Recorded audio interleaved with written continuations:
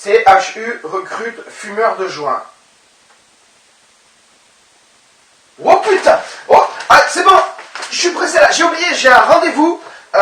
Coupe la vidéo là. Coupe tout. On la fera plus tard là. Ça m'avait complètement sorti de la tête. Il faut que j'y aille là. On la fera demain ou dans un an ou dans un mois, j'en sais rien. Ça dépendra de combien de temps mon rendez-vous dure. Prenez soin de vous. À bientôt. Ciao. Allez, on est parti.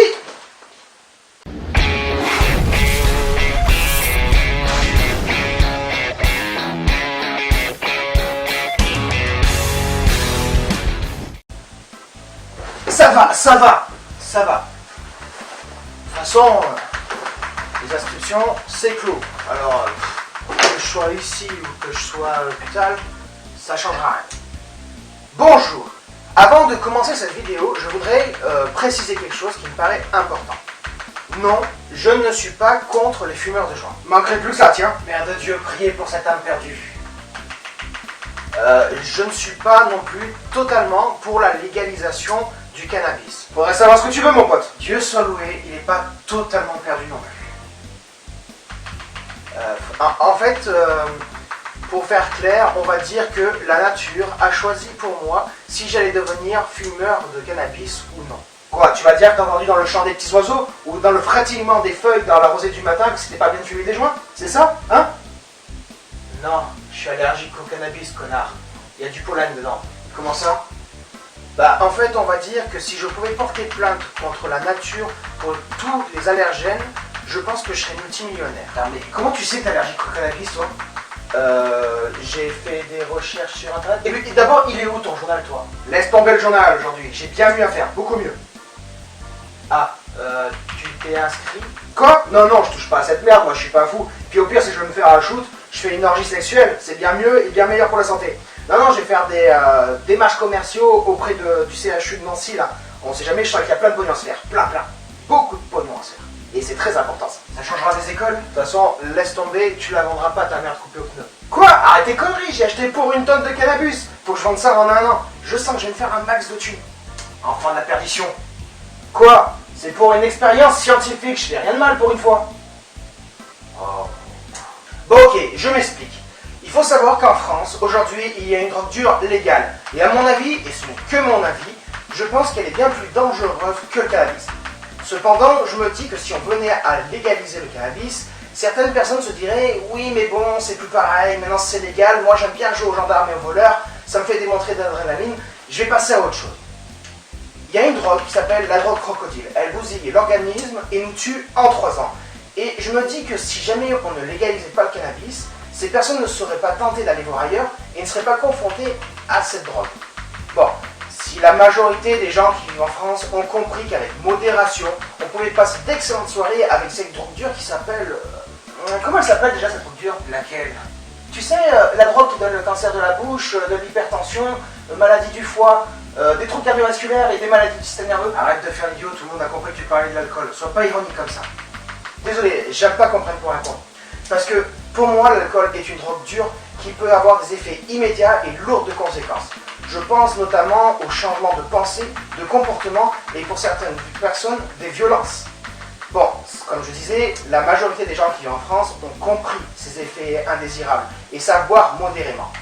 Bon, je ne cache pas non plus que de temps en temps, on abuse légèrement de cette substance. Je pense par exemple au mariage ou en boîte de nuit, mais on connaît tous ça. Et puis, le corps se régule tout seul. En général, le lendemain, on pense rarement à remettre ça. On est plutôt avec son verre d'aspirine, on touille en priant très fort pour que le tam-tam qu'il y a dans la tête disparaisse. Après, c'est malheureux, mais comme toutes les drogues, il y a de l'addiction. Et il y a des gens qui vivent un enfer au quotidien. Mais ce que je trouve encore plus malheureux, c'est que l'État accepte de fermer les yeux parce qu'ils peuvent s'en mettre plein les fouilles. Ah, commence pas, c'est pas vrai, commence pas. Arrête, sois pas si naïf. Si jamais l'alcool ne rapportait pas d'argent, l'alcool serait interdite et illégale. J'ai fait des recherches sur internet et il y a une étude qui a été faite par l'INSEE en 2010 qui disait quand même que les boissons alcoolisées rapportaient, hors TVA, pratiquement 2,5 milliards par an. Pour les plus courageux, j'ai mis le lien dans la description de la vidéo et je trouve qu'elle est vraiment pas mal cette étude sur le marché de l'alcool en France. Non mais attends, il y a une réglementation sur l'alcool. il y a les alcootests, il y a les contrôles routiers. Je veux dire, oui, c'est sûr, ça profite à personne l'argent qui est gagné quand tu te fais arrêter positivement dans ta voiture. Si vraiment ils voulaient faire quelque chose, il y aurait des descentes de gendarmes, par exemple dans les boîtes de nuit, pour faire des contrôles justement si le taux d'alcoolémie est correct. Et accessoirement, ça serait pour notre santé et notre sécurité. Il serait bien reçu, tiens. Tiens, bah, d'après toi, pourquoi celui-là il ne serait pas lancé dans le marché de l'alcool? Ah non, beaucoup trop de contraintes, trop d'administratifs, trop de taxes, trop de contrôles. Non, non, c'est une véritable horreur aujourd'hui. Ils tuent les petits vignerons à petit feu. Non, regarde-moi, avec cette merveille, pas de papier, pas de contrôle, pas de contraintes. Qu'est-ce que tu veux de mieux? Hein? Dis-moi, franchement, qu'est-ce que tu veux de mieux? Et il est fier. Bref, comme vous l'aurez compris, je ne suis pas trop pour la légalisation du cannabis.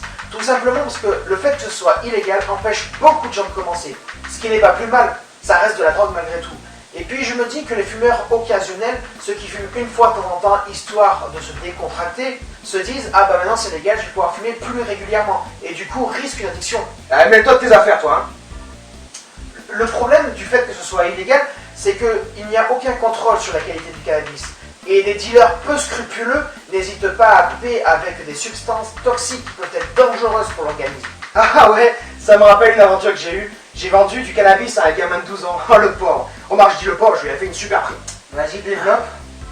Tu veux vraiment savoir? Bah en fait, c'était des feuilles mortes, de la terre et des excréments que j'avais énormément compressés. Mais bon, on peut pas abuser d'eux bien longtemps, c'est ça qui est dommage. Enfin bon, c'est pas grave. Idiot.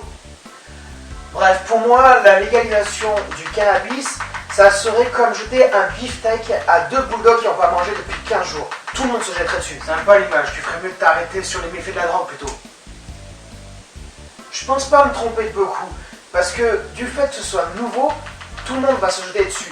Même ceux qui ne fument pas. Bon, bien sûr, ça va durer qu'un temps, comme tout ce qui est nouveau, ça va durer qu'un temps. Après, ils vont finir par se réguler et du coup faire des consommations plus correctes. Mais il suffit juste de regarder le nombre d'appels qu'a reçu l'hôpital de Nancy après sa petite annonce. Il paraît, d'après l'article, le standard a littéralement explosé sur les appels. Plus de 300 appels. Imaginez un petit peu à l'échelle nationale. Arrête, tu me fais rêver là.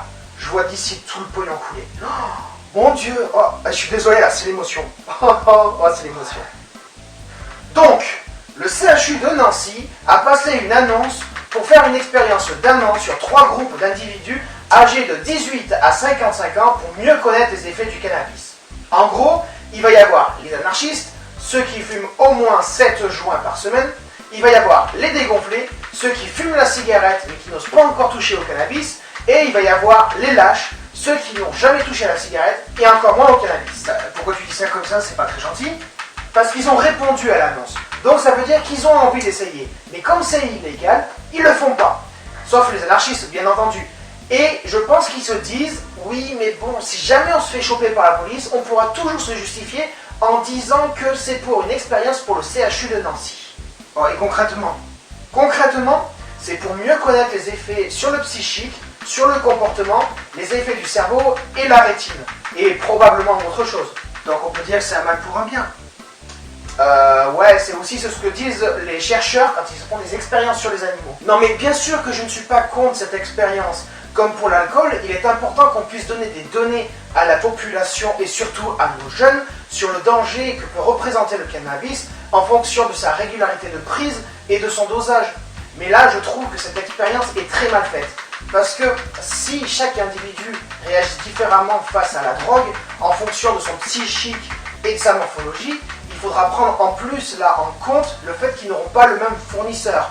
Donc, leur dosage, la concentration en cannabis et surtout les toxines qui se trouveront à l'intérieur seront en fonction de l'honnêteté de celui-ci.